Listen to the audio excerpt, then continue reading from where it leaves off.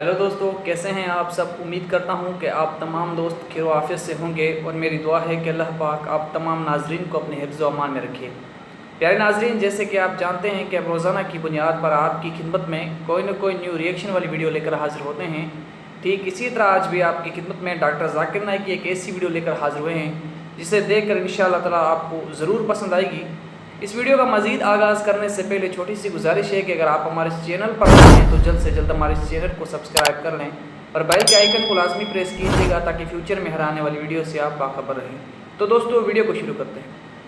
अस्सलाम वालेकुम दोस्तों, इस ईसाई ने डॉक्टर जाकिर नाइक साहब से सवाल किया कि मैं एक रिसर्च स्कॉलर हूं और मेरी ड्यूटी दोस्मानिया यूनिवर्सिटी में है और मेरा नाम जेरी टॉमस है। मेरा सवाल है कि मैं जानता हूं कि कुरान बगैर हदीस के मुकम्मल नहीं है, तो दूसरी मुक़द्दस किताबों के हवाले आप क्यों देते हैं, यानी बाइबल वगैरह के। हालांकि बाइबल में लिखा हुआ है कि जो शख्स हज़रत ईसा अलैहिस्सलाम का मुनकर हो वही ईसा अलैहिस्सलाम का दुश्मन है। हालांकि बाइबल तो वही है और ये बात भी मालूम है कि मोहम्मद सल्लल्लाहु अलैहि वसल्लम के ऊपर वही वाज़े तौर पे नाजिल नहीं हुई थी। ये उसका गलत एतराज़ था। यानी जब कुरान हदीस का मोहताज है और आप कुरान को वाज़े करने के लिए बाइबल वगैरह के हवाले देते हैं तो बाइबल भी तो सच्ची किताब होनी चाहिए। मज़ीद डिस्कस करने से पहले इस वीडियो को लाइक करें और चैनल को सब्सक्राइब करके बेल आइकन पे ज़रूर क्लिक करें। जवाब में डॉक्टर जाकिर नाइक साहब ने सवाल दोहराते हुए फरमाया कि भाई ने कुछ जुमले बोले हैं, इनका जवाब यह है कि आप कैसे कह सकते हैं कि कुरान हदीस के बगैर नामुकम्मल है। बल्कि आपकी बात का सही जवाब यह है कि कुरान बेजात ही एक मुकम्मल किताब है, लेकिन कुरान पाक को समझने के लिए आपको लाजिम है कि आप तफसीर पढ़ें और तफसीर मोहम्मद सल्लल्लाहु अलैहि वसल्लम की सही हदीस है। लिहाजा आप तफसीर के मोहताज हैं, हदीस के मोहताज नहीं, क्योंकि तफसीर में हदीस के साथ साथ और भी बहुत सारी बातें होती हैं। अब अगर मैं बाइबल का और दूसरी किताबों का हवाला देता हूँ तो याद रखना इसका ये मतलब नहीं कि वो किताबें सारी की सारी मुकम्मल वही हैं या अल्लाह का कलाम है। नहीं, बराए मेहरबानी आप मुझे मिस अंडरस्टैंडिंग में ना डालिए। मैं तो कुरान पाक के एक बुनियादी उसूल पे अमल करता हूँ और वो सूरह आल इमरान की आयत नंबर 64 में है कि मोहम्मद सल्लल्लाहु अलैहि वसल्लम को हुक्म हुआ कि आप इन काफिरों के सामने ये आवाज़ बुलंद करें कि जो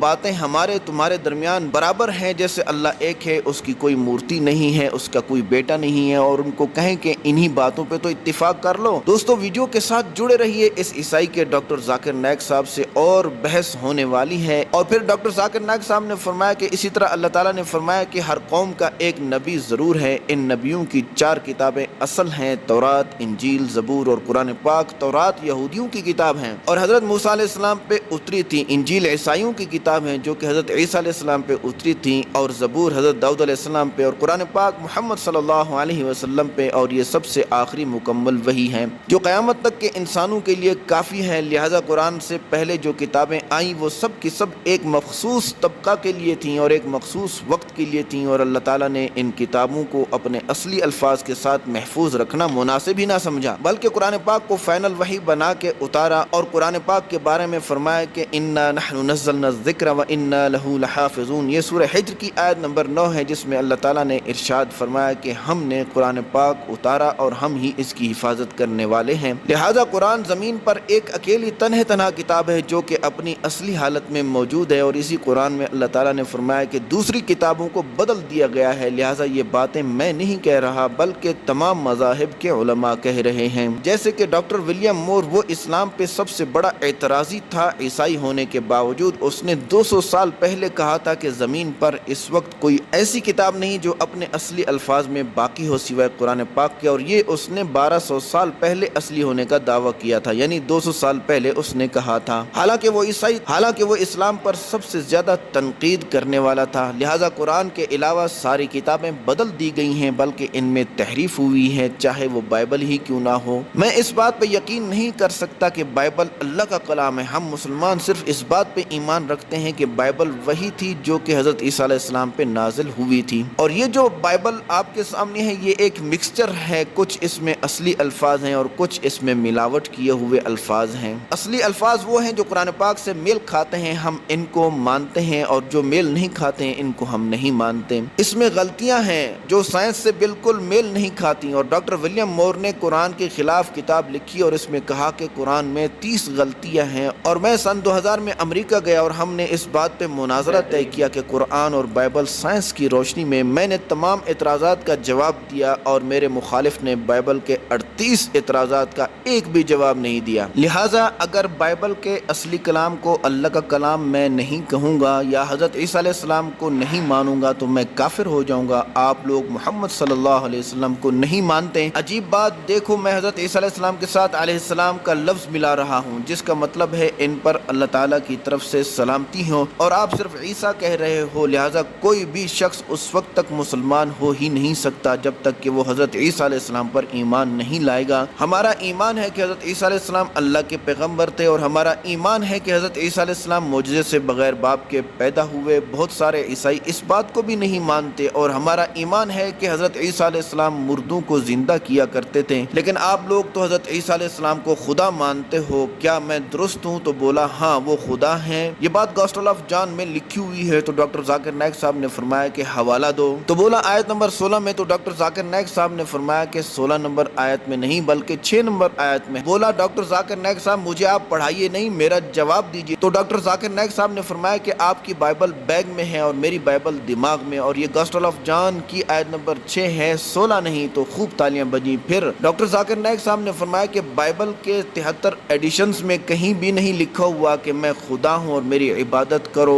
اگر ایسا لکھا ہوا ہوگا تو میں اسلام کو چھوڑ دوں گا اور عیسائی ہوں گا۔ اور جس آیت کا آپ حوالہ دے رہے ہو اس کا ترجمہ یہ ہے کہ میرے باپ نے مجھے آنکھیں دیں، اور یہ بھی لکھا ہوا ہے کہ میرے باپ سب سے بڑے ہیں۔ اور بائبل میں یہ بھی لکھا ہوا ہے کہ میں کسی چیز کی طاقت نہیں رکھتا۔ یہاں کہاں لکھا ہوا ہے کہ میں خدا ہوں اور میری عبادت کرو، بلکہ وہ تو فرما رہے تھے کہ میری کوئی قدرت ہی نہیں، بلکہ میں کہتا ہوں کہ اصل مسلمان تو وہ ہیں جو اس بات کو مانے کہ حضرت عیسیٰ علیہ السلام نے کبھی خدائی کا دعویٰ ہی نہیں کیا، بلکہ حضرت عیسیٰ علیہ السلام نے فرمایا کہ اے اسرائیلیوں، ان باتوں کو یاد رکھنا، اگر کوئی آدمی تمہیں اللہ کی آیات کا حوالہ دیتا ہے تو تم ان باتوں پہ ضرور یقین کر لو، میں بھی تو اللہ کی آیات کا حوالہ دے رہا ہوں۔ لہٰذا میں دوبارہ کہہ رہا ہوں کہ اگر کوئی شخص مجھے دکھا دے کہ حضرت عیسیٰ علیہ السلام نے فرمایا ہو کہ میں خدا ہوں اور میری عبادت کرو تو میں اسی وقت عیسائی ہونے کے لیے تیار ہوں۔ اور جو آپ نے حوالہ دیا ہے گاسپل آف جان کا، تو آپ ذرا بائبل کھولیے، وہ تو یہ لکھا ہوا ہے کہ میں تو ایک صحیح اور سیدھا راستہ، اور حضرت عیسیٰ علیہ السلام نے یہ بھی فرمایا کہ محمد صلی اللہ علیہ وسلم میری تعریف کریں گے۔ لہٰذا آج کے دن محمد صلی اللہ علیہ وسلم وہی سچے راستے دکھانے والے ہیں۔ کوئی شخص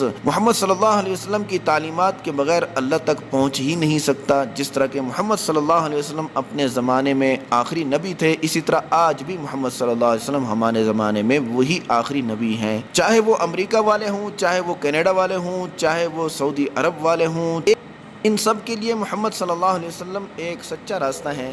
اور یہ باتیں بائبل میں ساری کی ساری لکھی ہوئی ہیں۔ اگر آپ بھی سچا راستہ اختیار کرنا چاہتے ہیں تو سچ آپ کو مل سکتا ہے جو آپ کی رہنمائی کرتا ہے۔ Hope answer the question. دوستو، بھلے ہی علماء کو ڈاکٹر ذاکر نائک صاحب سے لاکھوں اختلافات ہوں، لیکن اس بات میں کوئی اختلاف نہیں کہ ڈاکٹر ذاکر نائک صاحب کے ہاتھوں اللہ تعالیٰ نے لاکھوں کافر مسلمان کیے۔ اگر ویڈیو پسند آئی ہے تو اسے لائک اور شیئر ضرور کریں، کیونکہ یہ ویڈیو انگلش سے اردو میں ٹرانسلیٹ کی گئی ہے۔ اور امید کرتا ہوں آپ کو یہ ریئیکشن ویڈیو پسند آئی ہوگی۔ مزید ایسے دیکھنے کے لیے ہمارے اس چینل کو ضرور سبسکرائب کیجیے گا۔ اسی کے ساتھ اپنے بھائی کو دیجیے گا اجازت۔ اپنا بہت سارا خیال رکھیے گا۔ اللہ حافظ۔